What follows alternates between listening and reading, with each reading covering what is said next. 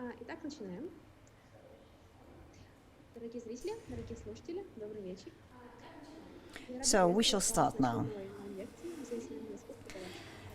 Dear listeners, dear guests, hi, good evening. I'm happy to welcome you at Garage Museum of Contemporary Arts, and we continue our public program related to Thomas Saraceno's Moving Atmosphere piece.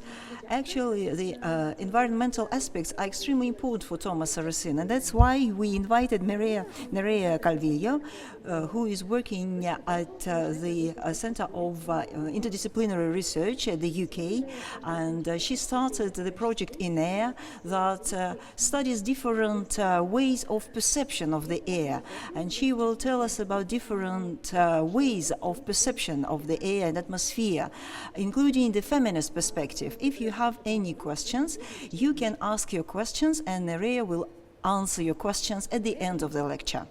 We are going to have the interpretation of the lecture, so please be aware that there might be slight delays. Nerea, the floor is yours. You're welcome. Oops. Apologies.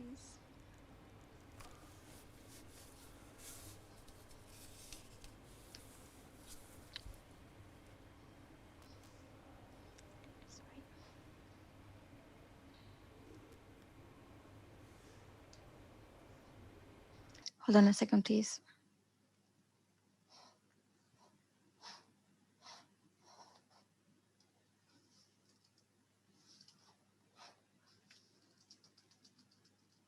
Okay. Hello. Good evening. Thank you very much for the invitation. It's an honor to be part of this lecture series and to be joining or accompanying Tomás Saraceno's installation.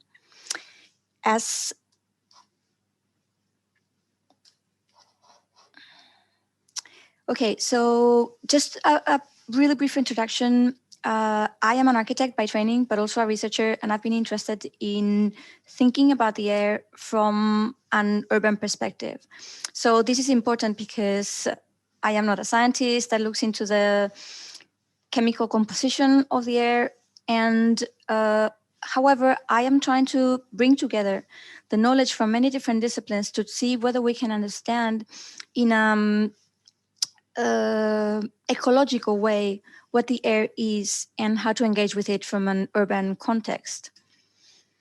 So as many of you may know, the air, the composition, the materiality of the air was discovered through experiments in the 18th century by Joseph Priestley, and a physicist and experimenter, like the scientists at the time, who started doing experiments and see what happened when the air was locked out from vases, and started putting animals, as you can see in the picture, plants, etc.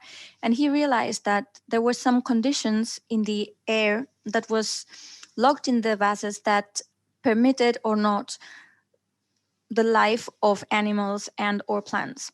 So he started realizing that actually the composition of the air was different, open air and indoors and enclosed environments, and that it had effects in how living entities experience and are able to live lives. But of course, the public attention to the air only started with the Industrial Revolution, when the coal that was used to power all the machines started polluting very, very, very intensively all the major cities, both in the US and in Europe. So people couldn't even see in front of them, and there started to be a public understanding that the production of the factories was having an important effect in the living conditions of people's lives. But there was still the understanding that there was the possibility of going back to a pristine nature that happened before. So this idea that is still very common today, which is that, yes, we're polluting, but if we stop doing so, we can go back to an idyllic nature. And of course, we know that it is not the case. Of course, the Anthropocene has already shown us that pollution is part of the material configuration of the water, soil, and air. But also, Peter Sloterdijk explained and reminded us that actually it was when the air became deadly, because it was designed by humans, consciously, of course, is when it became very, very, very clearly a political issue. So before the fact, it was the excess, the waste of production. Now, the air had been designed for the First World War to kill people. So just by changing their environment, they could die, basically. So it was almost a little bit like the same experiment that Joseph Priestley did with his vases, but with human beings. And Sloterdijk makes the point that in this moment, when the air was designed, is when the cultural, political, and economic understanding of the 20th century became very, very palpable. The solution that in architecture, in engineering, has been given to these new atmospheric conditions has been always to try to protect an exterior and an interior, meaning that whatever we can enclose inside boundaries, borders, and so forth is something that is valuable and can be protected, and the rest, bad luck. And my argument is that this is at the core of the challenges of our environmental crisis, because of course, there is no outside. As we know by now, the globe is relatively small. We are exceeding the extraction of all its resources, and the atmosphere is completely polluted.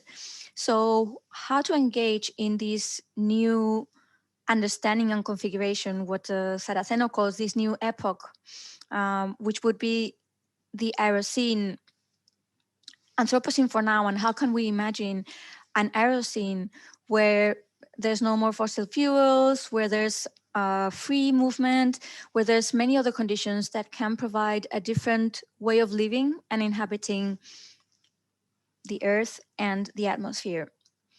But it's very important to understand that the air is not only particles out there, it's not only something floating, which of course it is, it's gases, particles, and also all the things that float or travel, birds, balloons, airplanes, rockets, eventually, you name it. But what is really, really, really important from my perspective to start engaging physically, politically, and environmentally with air and air pollution is to start thinking about its socio-technical assemblages, which is to understand how the air is natural, but it's also technological.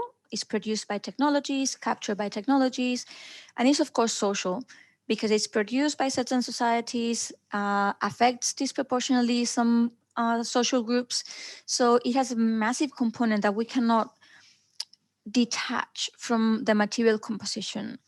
So in order to engage with and start understanding the specificity of a case study, I looked at Madrid, which is my hometown, and started trying to imagine what would it mean to be able to imagine the city of the air, which would be, what if we understand everything that is connected to the air and only that? Which kind of air can we imagine? And again, it's not yet a proposal of a possible future, it's for now a way of seeing, a way of looking at it. So I decided, okay, let's shift the point of perspective and let's call it Aeropolis. And what we're going to see from now on is Madrid's Aeropolis. And it's very important that it's located, because Aeropolis is a heuristic that allows us to think about the air, but it's really, really important to understand the specificities of where it's located, what are the differences, and to understand what's at stake in every condition. Because as all scientists have told us, social scientists have told us, the air is really, really different from one side of the street to another, let alone from one area of the city to another. And it travels, it changes, it's in constant transformation. So how can we conceptualize a territory that has all that complexity and yet is so ingrained in our everyday lives and in our futures. The other reason why I used and try to think about it as a city is because sometimes when we think about, some geographers, for instance, have for a long time talked about it as a territory. And of course it is a territory. But one of the challenges of that is that we think that is detached from the ground. But the air that I'm interested in Aeropolis is the air of the troposphere, which is the air that it's literally above the ground and interacts with the ground because it's part of the soils, it's part of the vegetation. So it's the air that we're breathing, polluting, expelling, inhaling. So this is very important because we're going to embrace and engage with all the dirtiness that it has, and yet with all the beauties that it can potentially have as well. So I used the metaphor, the heuristic of Aeropolis to get an understanding as well of, to use it as a speculation device. So if imagine that that the air is a city, what would its inhabitants be? What would its squares be? So it was also a way of trying to search for the things that I didn't know before that were connected to the air, because normally, again, we think that it's anything that is outside the window or eventually floating around us from indoors to outdoors and vice versa. So the air that is going to be the main inhabitant of this story of Aeropolis are the particles and gases that are floating in the air. And as you can see, it's really interesting because they are so small normally that they are impossible to see for the eye.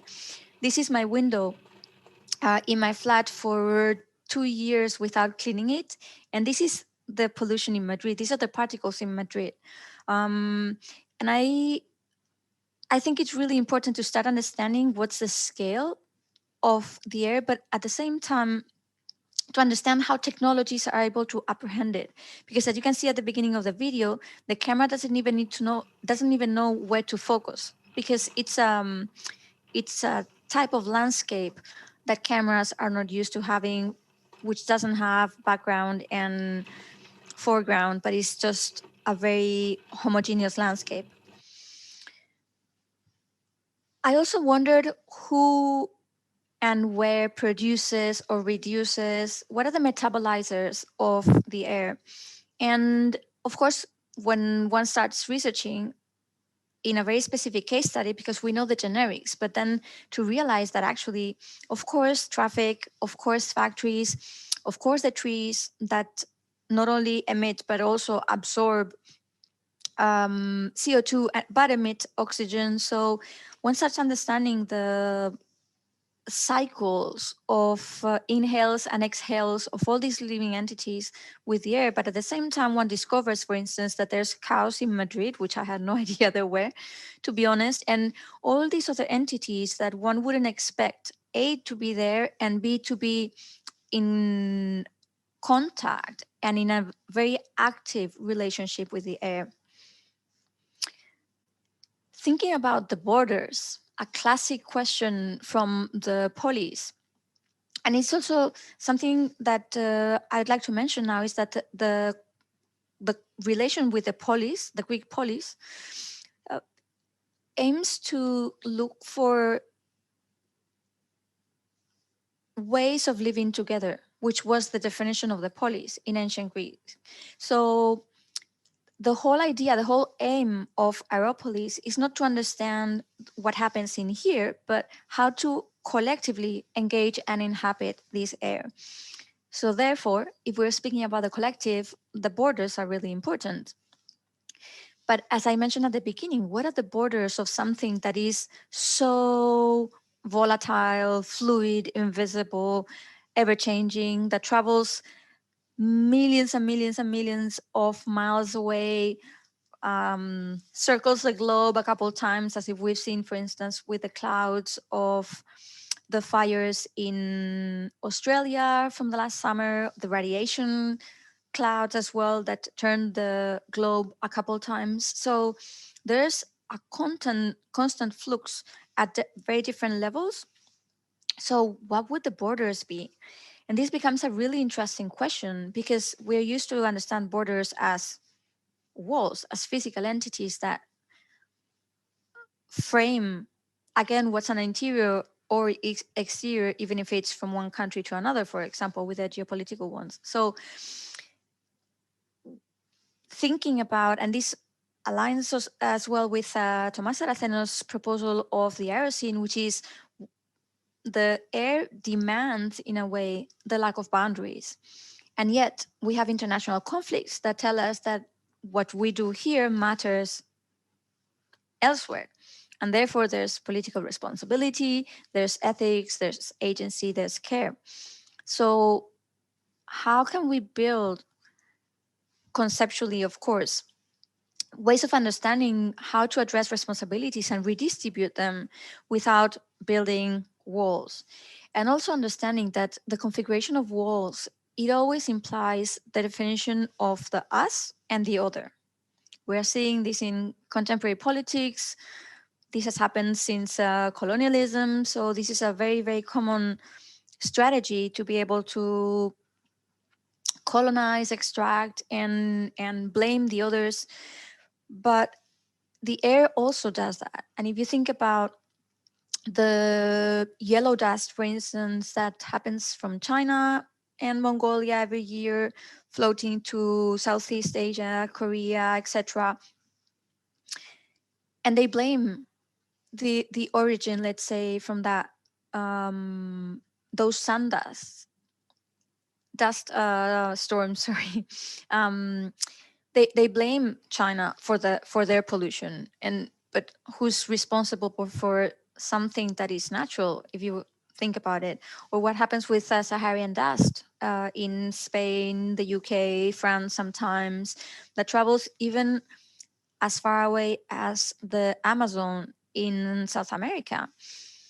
And whereas from a social perspective, we understand, or we think, or conceptualize that this is the invasion of Africa, all these rhetorics and stereotypes of the other. What botanists and environmentalists have discovered, and is, in my opinion, really, really beautiful, is that these dust particles that travel are absolutely fundamental for the environments where they land. So the Amazon forest couldn't live without the particles from the Sahara, because the soil there is too dry and doesn't have the minerals that it needs in order to be able to grow as much and to produce the clouds that produce the water for it to survive. So actually all the elements are completely entangled, and yet what is from one perspective considered pollution, it's absolutely fundamental in a different place. So it's really important to understand that even the tiniest entities, as these dust particles that we barely see very often, and that are floating in the air, we might breathe them, we might complain about them, but they're doing very, very important work, if it's not for us, for more than human or than human. Thinking, what would be the markets of Aeropolis? And one would think, well, the air doesn't get sold. But then, of course, it does. There's the carbon markets. This is the stock exchange in Madrid. So this is very empty lately, but this is a place where carbon gets sold in Madrid and in Spain, because they're the center of this business. So how is it possible? What are the devices, the mechanisms, the policies, the regulations, the economies that are behind that? And of course, it's not only where the place is, where the air is being sold, but also the offset projects that happen in Panama, for instance, in Latin America very often, in the Spanish market. which in theory, they say that they're going to plant trees in order to offset the emissions of some countries or some companies. But in the end, what on the ground research is finding out is that they still destroy the local communities. They kick out literally existing groups of people, and they also reduce the ecological complexity of the sites because the new plantations need to be regulated, need to be have a certain height, different regulations and requirements that make everything that doesn't fit that not acceptable. And therefore, to understand that whatever happens in Madrid at an economic level, if you will, in really, really abstract terms, has a major implication in the air somewhere else, but also in the livelihood of the local communities of those countries. But it's also like, what would be the government of the area of Madrid? And then one wonders, well, would it be the local governments, as we can see in these images? But it's also regulated by national institutions, and it also has to respond to the EU. And then it also, so when we start thinking about how is the air regulated, we see that the amount of layers, institutions, organizations, monitoring systems that are put in place in order to regulate something that now we know a little bit more about, but before we had no idea whatsoever until it's been so polluted that we actually see it. And by knowing that, by looking at all these different elements of Aeropolis, one can start understanding the specific map of relations of a certain city, but also citizen action. You think about this image way before COVID, this was 2013, I think, the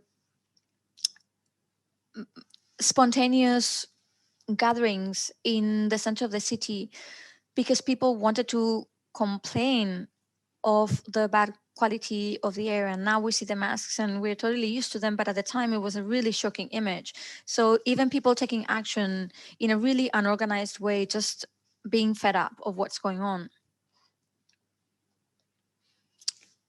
What would be the representations of our place? How has it been depicted? And of course, no painters, so maybe there's no record of painters painting only the air. And then when one starts researching and looking, then of course there is. There are the ones that didn't get famous usually, but we see, for instance, how Velázquez started painting the royal family, took them out of the palace and took them into the mountains in Madrid because he realized the potential of representing the royal family in these spectacular skies that we have in Madrid. And this has been almost like constant till these days, where when you look in Flickr Madrid, almost every image in the first page, people are representing the air because it's a really, and then we see, of course, the air mixed with climate, the environment, and so forth. But it still becomes an element of representation of the city. However, this is how normally the air is in Madrid. So what do we do with our urban representations? Do we need to start depicting Madrid like this and not like the other pictures? How do we know what the role of the air is in our understanding in aesthetic terms eventually as well of our cities? And something very interesting that I notice is that the skyscrapers become like meters of the pollution of the air. So if you Google air pollution in Madrid, you always get these four towers of the Real Madrid in the northwest of the city. And actually one can tell if you look at the different images, how polluted the city is according to how deep they are sunk into the contamination cloud.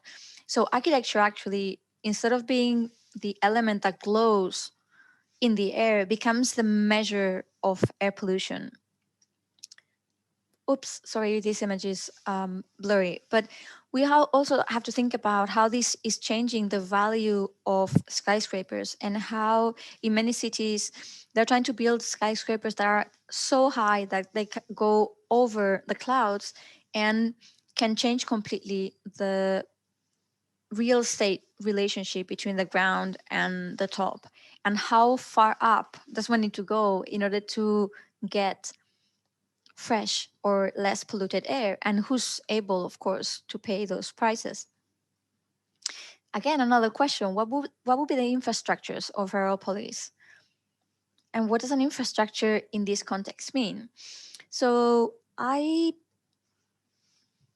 framed it as the mediators between humans and the air, because normally, in general, we cannot see, sense pollution except some very specific bodies with certain conditions. But overall and in general, our bodies cannot sense the air. So we have invented lots of tools, technologies, devices, networks in order to achieve this aim, which is to understand what's in there and what are the components that are more troublesome for humans or more than humans.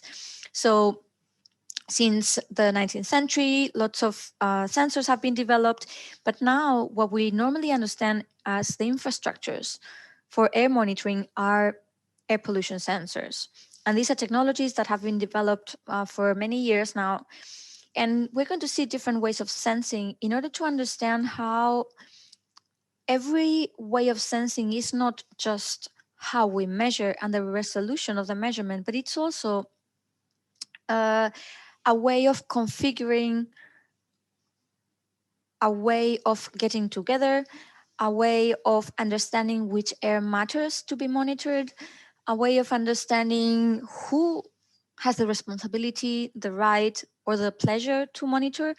So, as a technology, as social studies of science have very well explained, technology is not only a machine, but it's a whole socio-technical assemblage again that enables, disables the functioning of that technology.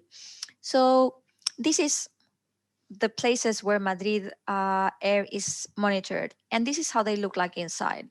They have these routers, these sensors, don't look very sophisticated, and of course there are a network of 24 for now in the center of Madrid.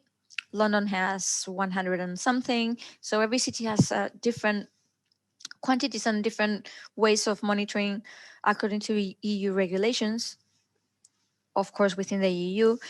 And what is interesting is that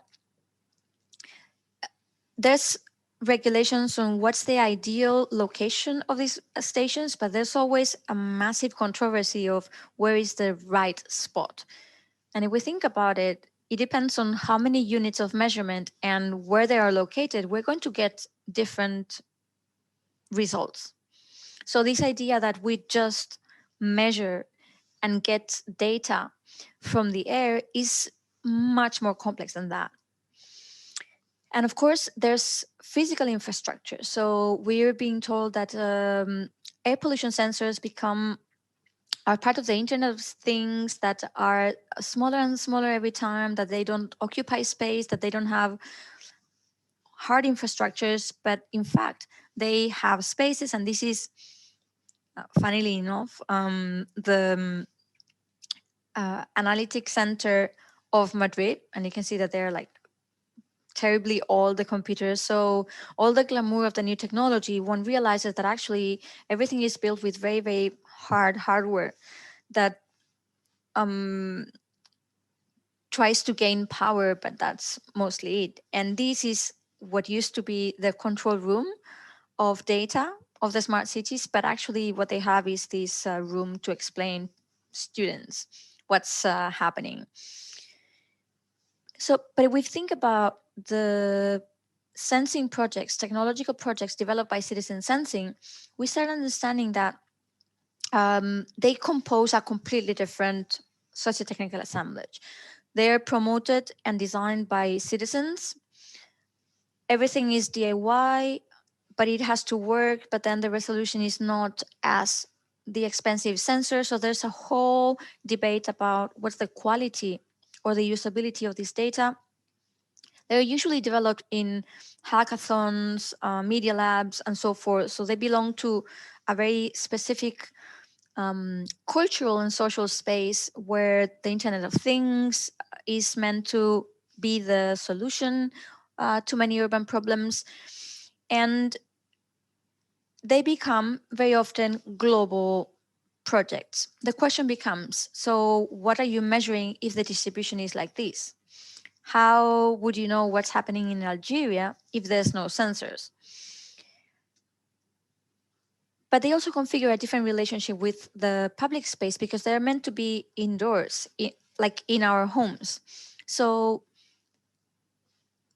they become part of our furniture.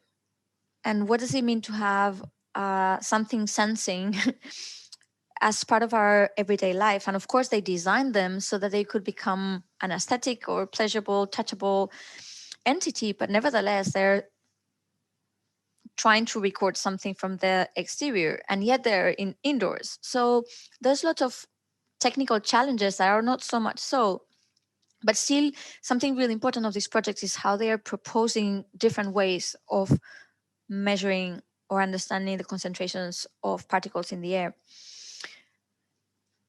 And this is usually what is considered, these are the limits of normal scientific environmental air pollution monitoring.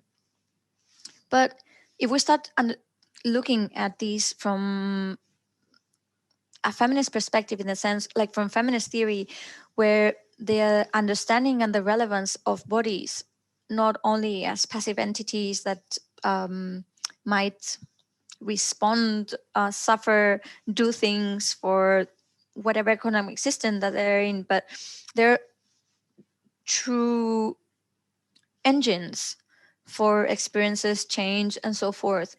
So what happens if we consider that physical experiences of the air can also be a way of sensing? And it's not only whether they can or not. The question that I'm interested in, and that is at the core of Aeropolis, is what would it mean? What can we gain if we do so? So, as you will know for sure, is that, as I mentioned, I started with Joseph Priestley, the scientists, experimentalists of the 18th century and 17th century, part of their scientific inquiry happened through their bodies. They experimented with their bodies, they smelled, they attuned their bodies to the materials that they were working with and looking for. So there was no distinction between the human body and a certain understanding of objectivity until we get to Bose and the air pump. Well, we don't have time today. But then people were sensing air pollution conditions very, very clearly in industrial cities. So what is interesting is that in these industrial cities, for example, the first monitors of the pollution that was coming out, the coal pollution that was coming out from the chimneys of factories, were what they called human noses, which were these commissioners that worked for the city, and they had to train their noses to the different types of smells of these smokes and understand how toxic they were, depending later on to the density, the darkness of the smoke, and so forth. So the first measures of air pollution were actually human bodies, of course. And this idea got lost for a long time until now. The EU has accepted smelling through trained human noses, as these two members of a project in Belgium, to provide information that is legal, and this is at the core of environmental sensing, that is legal in places where technology cannot achieve. And really, really importantly for me is that they can sense and smell things that sensors cannot. So they can give qualitative information about the air that the sensors cannot. The sensors measure concentrations, that's it. And they might be able to predict, but they cannot give you a whole lot of information about the experience of the air. And this is really important, for example, in places like in this project where waste might not have chemical toxic elements, but it produces really, really strong nuisances for the people who live around it. So how do we measure what counts as pollution? And this is also a really important question when we think about environmental pollution. And these are not only social configurations, ways of understanding what's out there in the air, but we have responded to these changing conditions in urban terms very, very clearly. So, as you know, in the 19th century, cities were cut in half in order to provide ventilation. There were parks were being expanded and designed in order to create these green lungs, as they were called in many European cities. And of course, if you think about the new cities in the US with these central parks and so forth, they were designed to have good air quality for the well-being of the inhabitants. So there's been an entanglement of how we understand what's happening out there and what we're breathing and the well-being of people.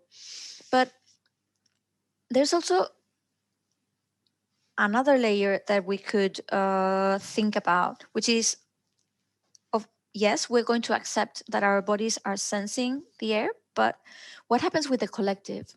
And again, the collective is really important because we might understand whether we can go somewhere or not, but how do we deal with issues collectively? What happens with the people who cannot decide whether they can go or not?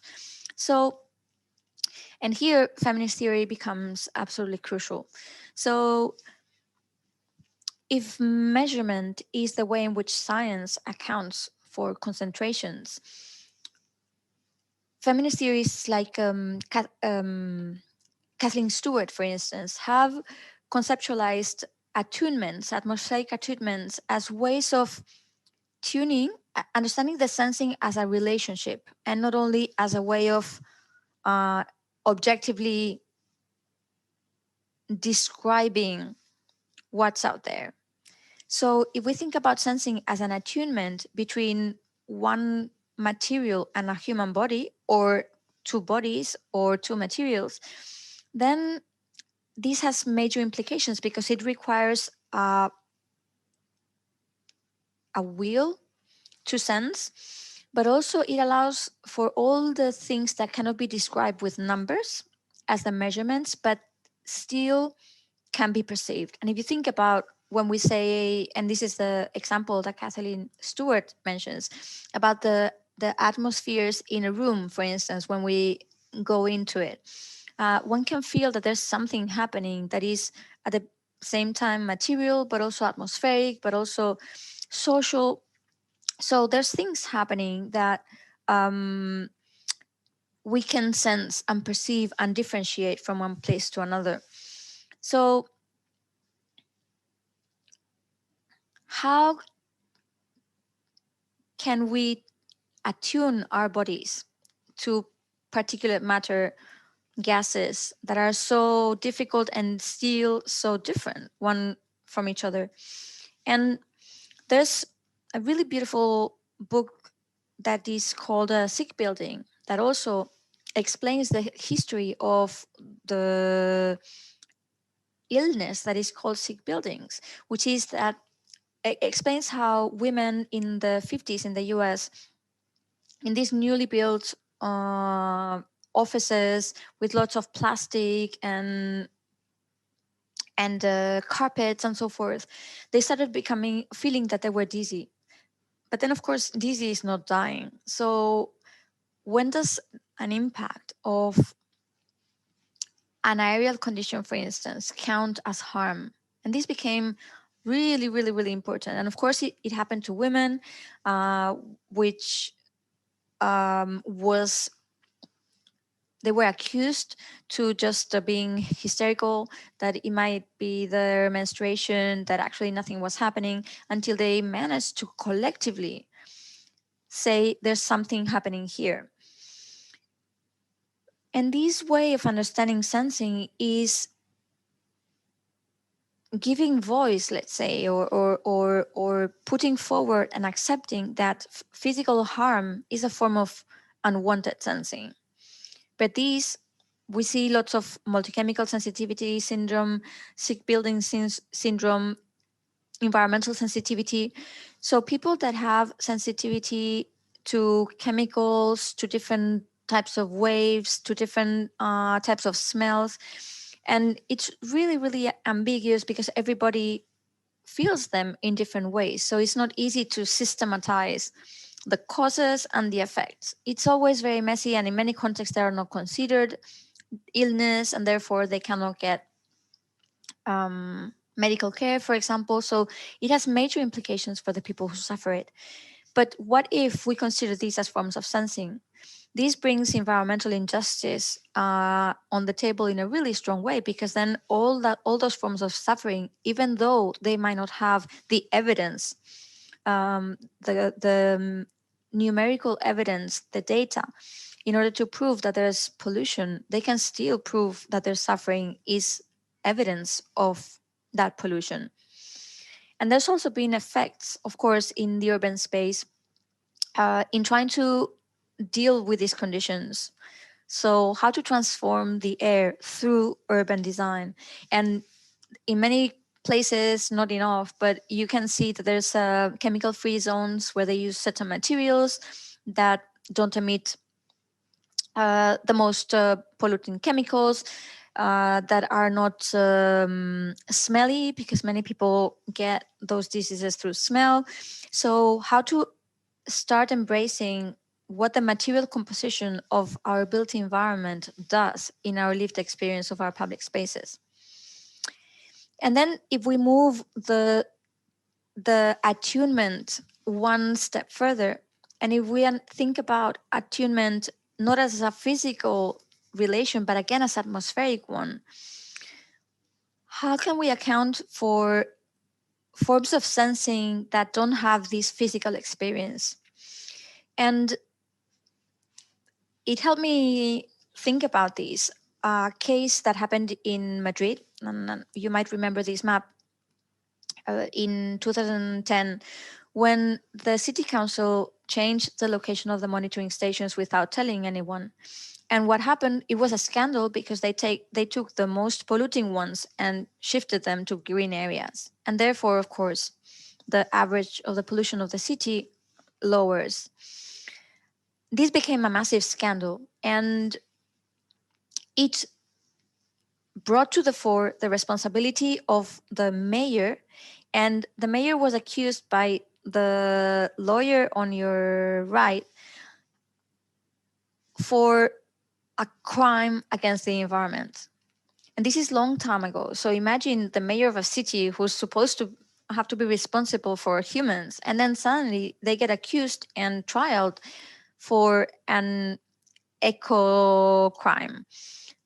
This created a massive amount of noise. There were citizens who contributed to this case, and organically and spontaneously, but from many different places of the city, people started attuning to air pollution in cases where they hadn't before. So people started thinking about many different things about air pollution.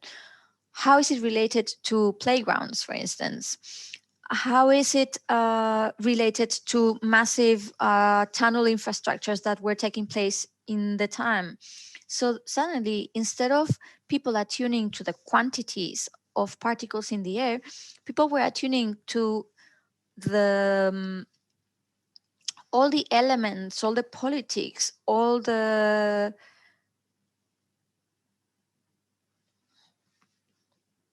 urban entities that were connected to that are connected to the air, and how they were affecting their everyday lives.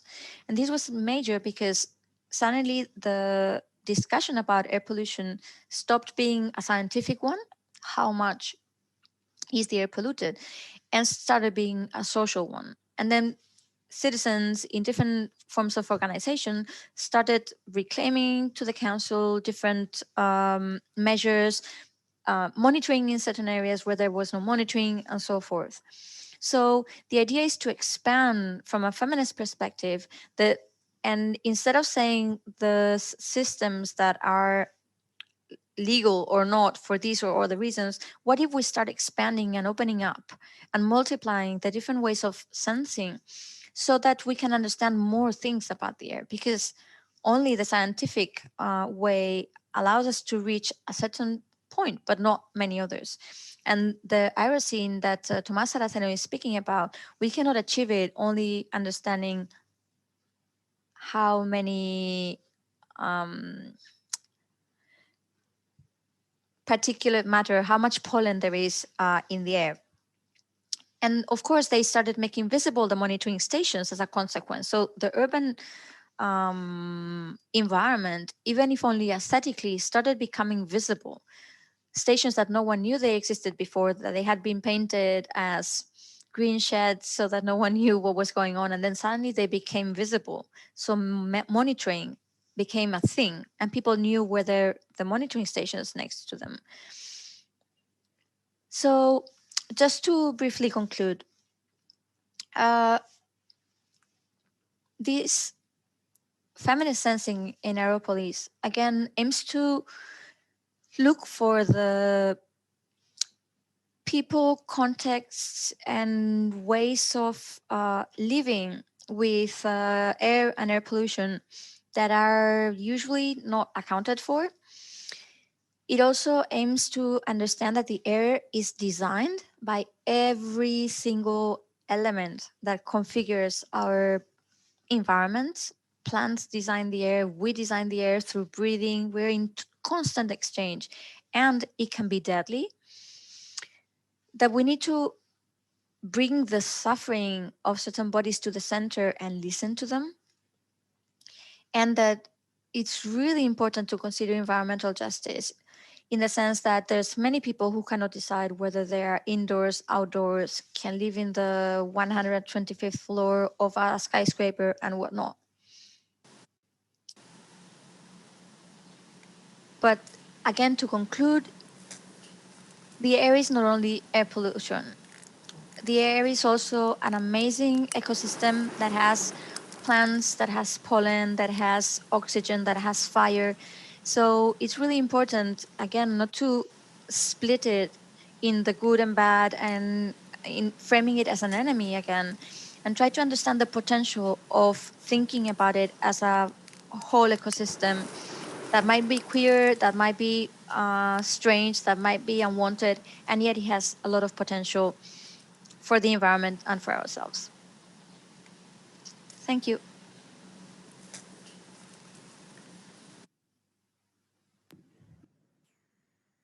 Нерея, большое спасибо за такой большой и подробный рассказ о восприятии воздуха и о вашем личном Thank you опыте. very much, Nerea.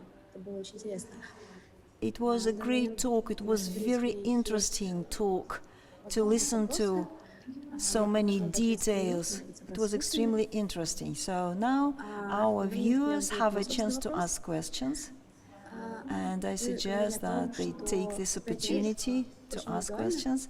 While they're thinking, I can ask you my own question. Каждый человек воспринимает You mentioned that the sensing, the perception of air is quite individual, so each person feels it in a different way. сельской парадигме, When we think about like atmosphere and different particles. она предполагает коллективистский подход. Как вы видите баланс And между you described the scientific paradigm, подходом и and you mentioned collective aspects. How do you see this approach between collective Yes, that's a really, really approach important and question. Thank you. individual perception of the air? So the individual perception allows the people who can choose to decide whether they go outdoors or not, or whether they breathe one air or the other. But that's at the core of environmental injustice because, again, many people cannot do it.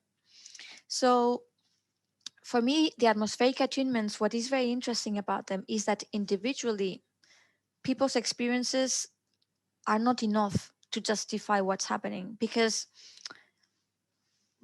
one cannot create a causal relationship between a certain condition and an effect in the body. It's headaches, so everything is really intangible as the air itself. However, collectively, in the case of the environment, the sick building, what became evidence was the collective experience of all those women that started talking with each other and started sharing their um, um, sufferings and their different responses that they didn't even understand very well what it was, because they didn't know. But they knew that they felt bad when they were at work and less bad when they were elsewhere. So it was through collectivizing this experience when that became powerful.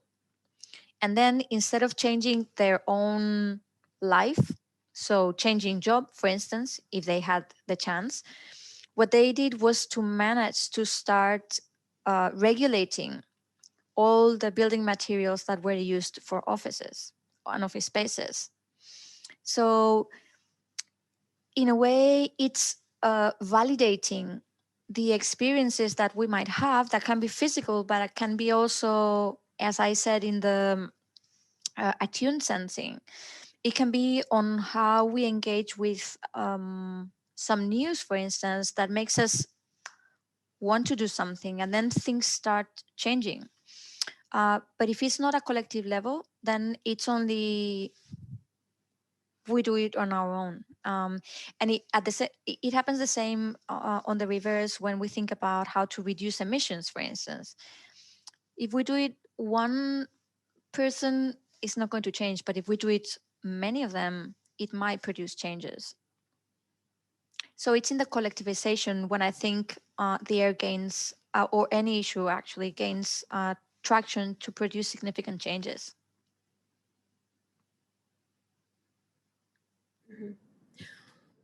Поняла вас. Хорошо.